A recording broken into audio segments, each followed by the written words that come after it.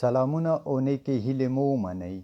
نن د خان شهید لایبررۍ لخوا تاسو ته یو بل نړیوال شخصیت چې د هندوستان د فرهنګي ضد د مبارزې او په سیاست کې د عدم تشدد تاکتیک د غوره کولو بنسټګر ګڼل کیږي موهنداس کرمچند ګاندھی در پیژنو. ګاندھی په 2 اکتوبر 1871 کې د اوسني ګجرات په پورباندر کې وزیږېدلو.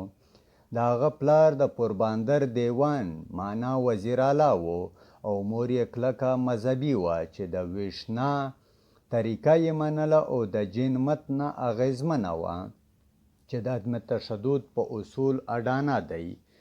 د 19 کلو په عمر کې ګاندھی کور پرېښود او د لندن انر ټیمپل کې په قانون زده کولو بوخت شو. په 1891 کې بیرته هند ته راستون شو او په بمبئی کې د قانون تمرین یې پیل کړلو خو ونه ځلېدو. هغه د یوې هندي کمپنۍ سره وظیفه پیل کړه او سویلي افریقې ته ولېږل شو. د خپلې مېرمنې او اولادونو سره نږدې 20 کاله په سویلي افریقا کې پاتې شو د یو هندوستاني مهاجر په حیث چې هغه په سویلي افریقا کې د کوم تبعیض معنا ډیسکریمینیشن سره مخامخ شو. ګاندھی یې سخت خواشینی کړو چې کله یو اروپایي مجسټریټ یا قاضي له هغه وغوښتل چې خپله لونګۍ دې کوزه کړي. هغه انکار وکړو او د محکمې خونه یې پرېښوده. پریټوریا ته د ریل سفر په مهال هغه د ریل ګاډي د اول درجې خونې څخه وغورځول شو او د سپین پوستي ډرایور لخوا ووهل شو چې هغه یو اروپایي مسافر ته د خپل ځای پرېښودلو انکار وکړو. دا سفر د ګاندھی په ژوند کې د بدلون ټکی وګرځېدو او ډېر ژر یې د ستیاګرا معنا حقیقت او ټینګ ودرېدل په مفهوم منځته راوړلو کار پیل کړو. هغه عدم تشدد د چارواکو سره د نه همکارۍ د لارې په توګه غوره کړل.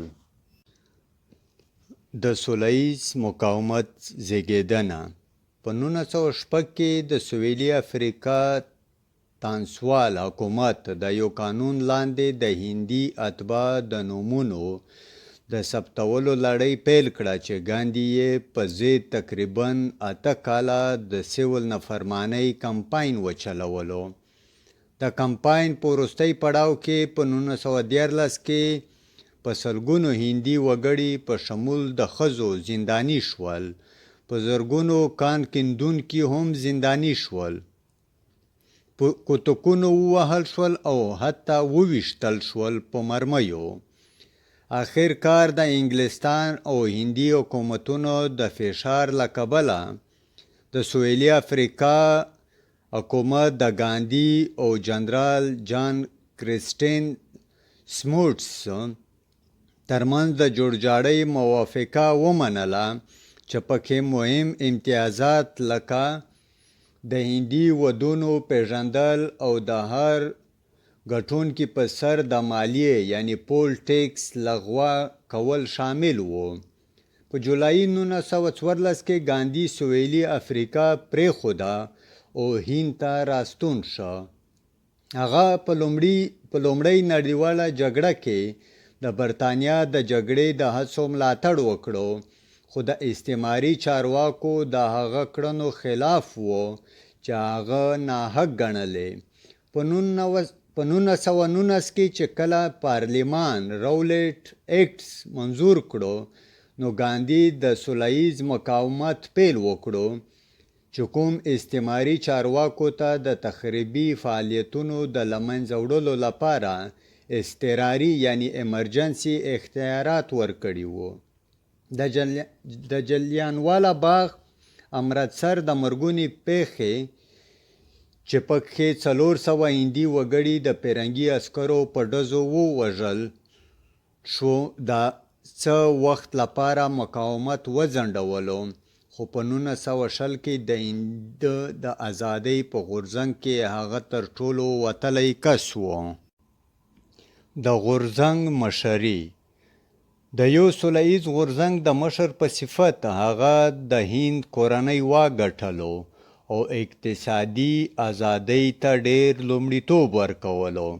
هغه د خامتا د جامو په جوړولو ټینګار کولو ترڅو د انګلستان څخه د وارداتي جامو مخه ونیسي. د هغه هوښیارتیا عبادت د نه خوړلو اعتصاب او مراقبې په اساس ژوند تیرونې د هغه پلویان ډیر کړل. د هغه د مهاتما نوم وګټلو. هغه ټوله انرژي په انډین نیشنل کانګرس کې په کار واچوله او د ازادۍ غورځنګ په یو غټ سازمان بدل کړو. هغه د برطانوي توکو او ریاستونو یعنی ادارو څخه پریکړون اعلان کړو په شمول د مقننه او سکولونو څخه. چې کله به خوده تاوتریخوالی پیل شو نو هغه د مقاومتي غورځنګ د پای اعلان وکړو. که څه هم دې عمل د هغه پلویان ناراضه هم کړل. په مارچ 1922 کې د برطانوي چارواکو لخوا ونیول شو او د غدارۍ مقدمه ورباندې جوړه شوه. په 1924 کې د جراحي عملیاتو وروسته د زندان څخه خوشی کړل شو. تر ډیری کلونو پورې د عملی سیاست نه لرې پاتې شو. خو چې کله د هند برطانوي واکدارانو په مالګه مالیه ولګوله نو په 1930 کې یې د سیول نافرمانۍ غورځنګ پیل کړو. یو ویشل شوی غورځنګ په 1931 کې برطانیایي چارواکو لخوا د څه امتیازاتو د ترلاسه کولو په بدل کې ګاندي خپل مقاومتي غورځنګ لغوه کړو او په لندن کې د ګردي میز کانفرنس کې د کانګرس ګوند استازیتوب منلو ته یې غاړه کېښوده. په ورته وخت کې د هغه د ګوند ځینې همکاران په ځانګړې توګه محمد علي جناح چې د مسلمانانو لږکیو استازیتوب یې کولو د ګاندي په طریقه کار ناراضي ښکاره کړه او د هغه لاسته راوړنې یې ناسمې وبللې. په بیرته راستنېدو سره سم هغه نوی یرغلګر استعماري حکومت بندي کړو. ګاندي د هندوستان د بیچاره یعنی انټچیبلز وګړو سره د ناروا سلوک په غبرګون کې د لوږې احتساب پیل کړو. هغه انټچیبلز د هریجان یا د خدای د اولادونو په نوم ونومول. د هغه روژې د دې لامل شوې چې هندو ټولنه او حکومت سمدستي د انټچیبلز یعنی د هریجانس په هکله باندې نوې اصلاحات معرفي کړي. په 1934 کې ګاندیجي د سیاست او ورسره د کانګرس ګوند څخه استعفا وکړه تر څو په کلیوالو ټولنو کې د کار کولو لپاره وخت ومومي. د دویم نړیوال جنگ د پیل کېدو سره بیرته سیاست ته راستون شه.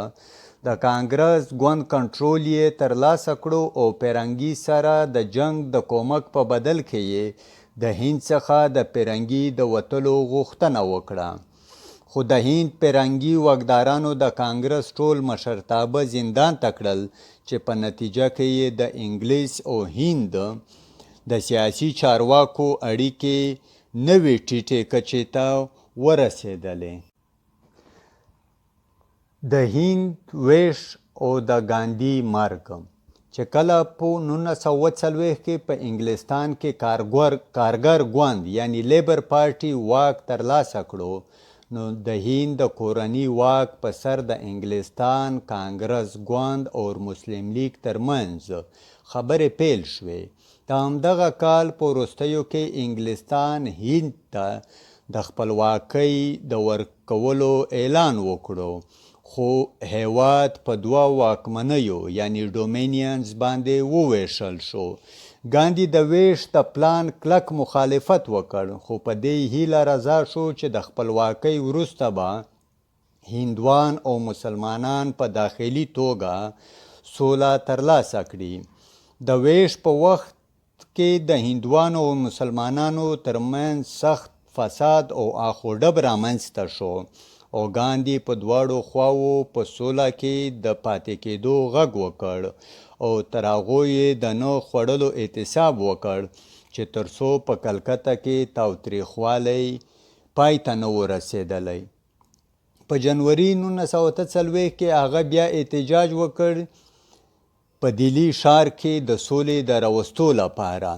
د دې احتساب 12 ورځې وروسته هغه په 13 جنوري 1943 کې د ماښام عبادت ځای ته روان و چې د یو هندو تراګر یعنی فنیټیک ناتورام ګوډسې لخوا په ډزو وویشتل شو چې د هغه د جنا او د مسلمانانو سره د روغې جوړې د خبرو په سر پارېدلی و. په سبا د هغه د جنازې په مراسمو کې تر 1 میلیون خلکو ګډون وکړ او د هندوانو د مقدس سیند جمنا په غاړه خاورو ته وسپارل شو.